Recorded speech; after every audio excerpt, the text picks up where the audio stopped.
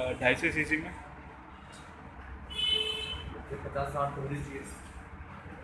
कितने परसेंट पे कराते हो फाइनेंस? कितने साल के लिए? वही नॉर्मल जो 2-2.5 साल कितने का करते हो आप? एक नहीं साल, करते? 2 साल, 3 साल, मैक्सिमम 3 साल होता है। हाँ वो 30 मंथ्स या इतनी ही होती है, 26 मंथ्स या इतनी। अच्छा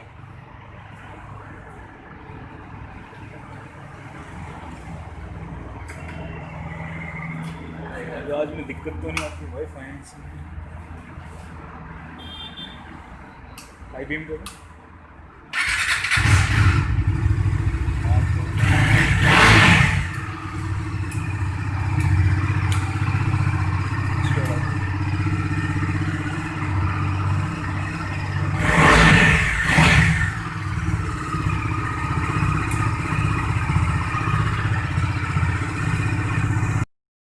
डिपेंड करना पड़ेगा ना, देखो 2.5 लाख की तो गाड़ी है हमारी, 236 नहीं, जैसे वो उसकी बात कर रहा हूँ 250 मतलब मॉडल। 30-30 हज़ार का वो नहीं पड़ जाएगी आपको पैसा। अच्छा, गेयर से चुके हुए दिखाता है।